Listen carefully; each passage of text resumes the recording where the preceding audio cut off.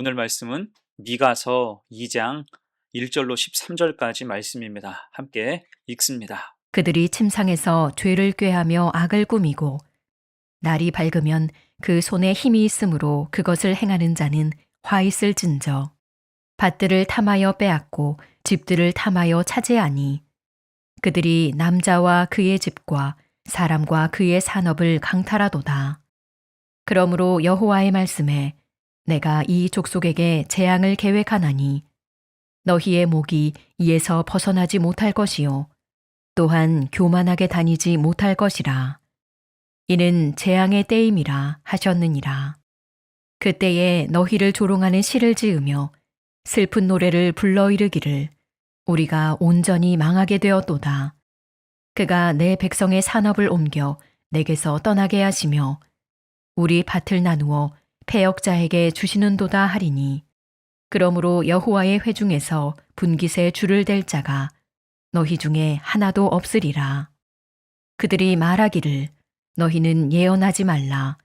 이것은 예언할 것이 아니거늘 욕하는 말을 그치지 아니한다 하는도다. 너희 야곱의 족속아 어찌 이르기를 여호와의 영이 성급하시다 하겠느냐 그의 행위가 이러하시다 하겠느냐 나의 말이 정직하게 행하는 자에게 유익하지 아니하냐. 근래에 내 백성이 원수같이 일어나서 전쟁을 피하여 평안히 지나가는 자들의 의복에서 겉옷을 벗기며 내 백성의 부녀들을 그들의 즐거운 집에서 쫓아내고 그들의 어린 자녀에게서 나의 영광을 영원히 빼앗는도다. 이것은 너희가 쉴 곳이 아니니 일어나 떠날지어다. 이는 그것이 이미 더러워졌음이니라. 그런즉 반드시 멸하리니 그 멸망이 크리라.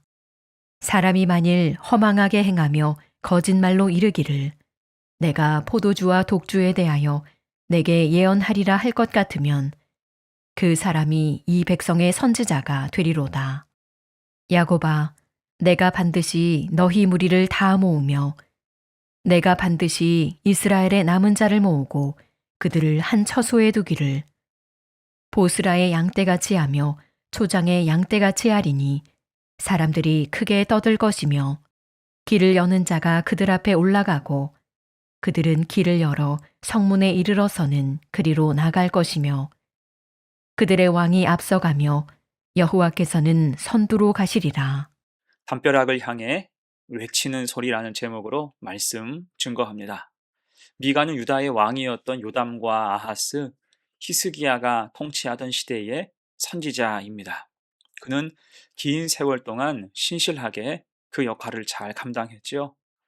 우선 요담 왕의 시대에는 나라가 평안했어요. 하나님께서는 요담과 동행하셨고 강하게 하셔서 암몬 족속과 싸워서 이기게 하셨습니다.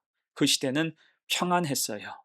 그러나 요담의 뒤를 이어서 그의 아들 아하스가 통치하면서 모든 상황이 변하게 됐습니다. 아하스는 그 아버지와는 달리 믿음의 길을 거절했지요. 대신 바알을 숭배하기에 열심이었습니다. 이에 아하스 시대에는 온갖 내우외환이 많았어요. 전쟁이 들끓었습니다.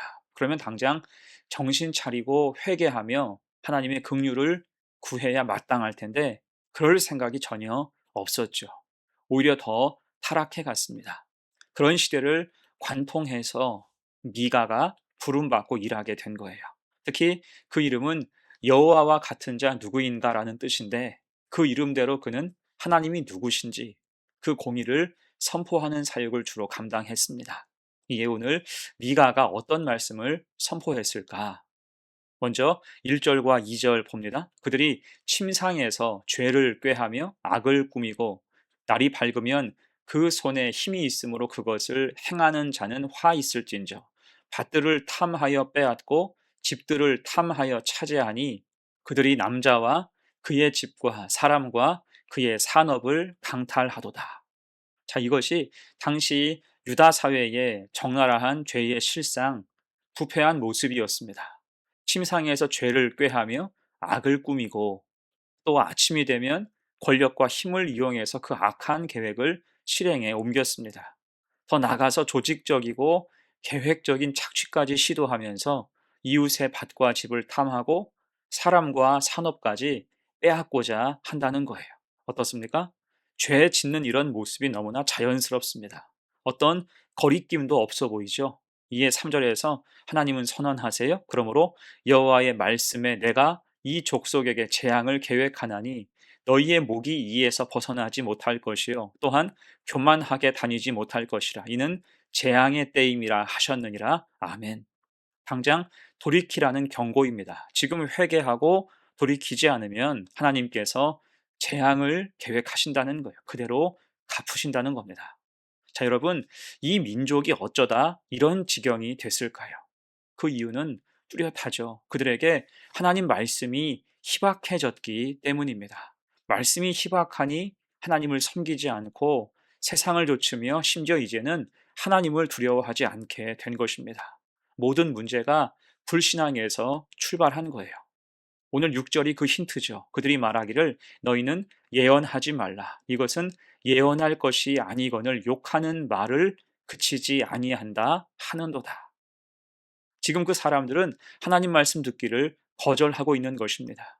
미가가 하는 예언이 끔찍하게 듣기 싫은 겁니다. 심지어 하나님 말씀, 예언을 욕하는 말 정도로 생각하고 있죠. 당연히 선지자의 입을 막으려고 시도합니다. 곧 그들은 심각하게 타락하고 교만해져서 하나님의 뜻과 말씀은 안중에도 없게 됐다는 뜻이에요. 이에 미가가 반문합니다. 7절 너희 야곱의 족속아 어찌 이르기를 여호와의 영이 성급하시다 하겠느냐 그의 행위가 이러하시다 하겠느냐 나의 말이 정직하게 행하는 자에게 유익하지 아니하냐 아멘. 지금 선포하는 하나님 말씀은 하나님의 긍휼이며 은혜의 기회가 된다는 것입니다. 다시 말씀 앞에 서라 말씀을 거절하지 말 것을 권고하고 있는 거예요. 하지만 그들은 듣지 않죠. 그러니 갈수록 사회는 죄로 관영하여서 각박해지고 어두워져만 가지요. 그 단면이 8절과 9절입니다. 근래에 내 백성이 원수같이 일어나서 전쟁을 피하여 평안히 지나가는 자들의 의복에서 겉옷을 벗기며 내 백성의 부녀들을 그들의 즐거운 집에서 쫓아내고 그들의 어린 자녀에게서 나의 영광을 영원히 빼앗는도다.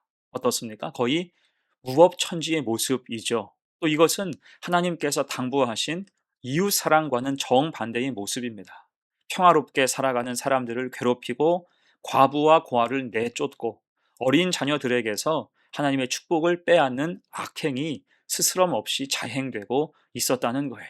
이에 10절에서 하나님은 재차 심판을 경고하시죠. 이것은 너희가 쉴 곳이 아니니 일어나 떠날지어다. 이는 그것이 이미 더러워졌음이니라. 그런즉 반드시 멸하리니 그 멸망이 크리라. 신실한 자들에게 하신 말씀이에요.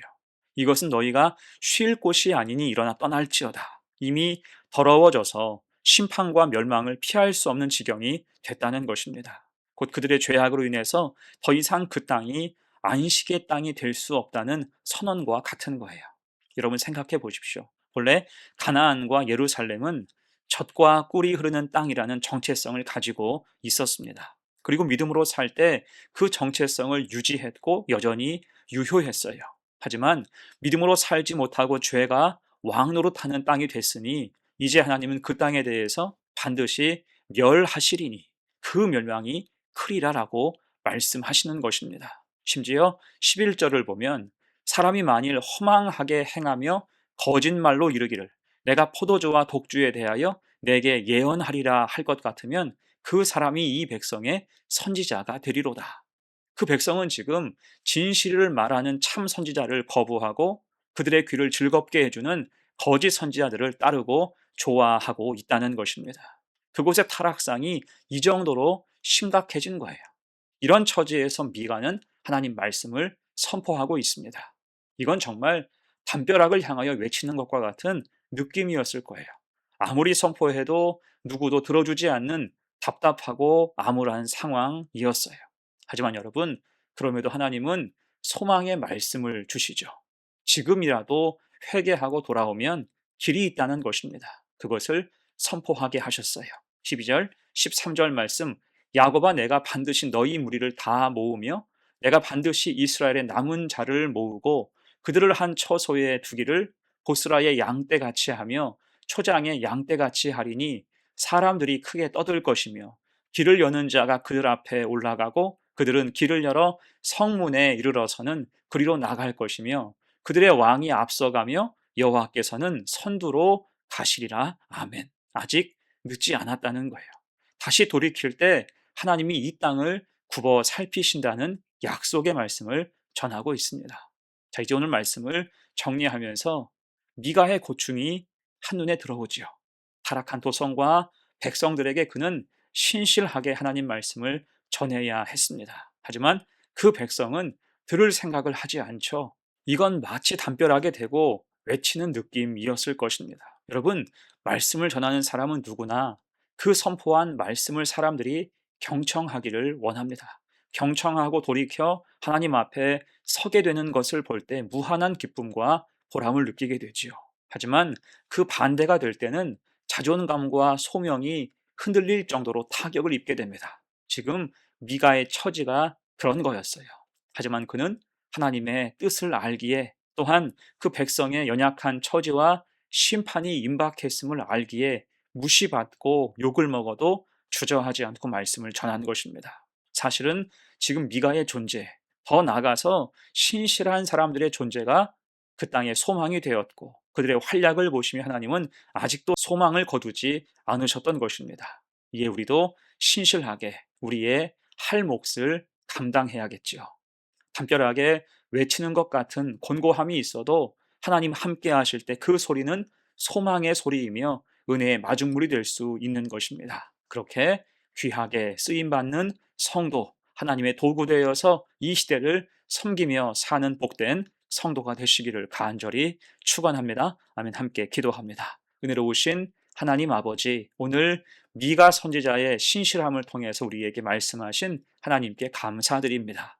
담벼락을 향해 외치는 것 같은 상황 속에서도 묵묵히 하나님 말씀을 전한 미가처럼 우리도 어려움 가운데서도 신실하게 우리의 몫을 감당하게 하옵소서. 말씀에 귀 기울이고 순종하는 삶을 살게 하시며 이 땅에 소망을 전하는 사람들로 세워 주옵소서. 감사드리며 예수님의 이름으로 기도합니다. 아멘.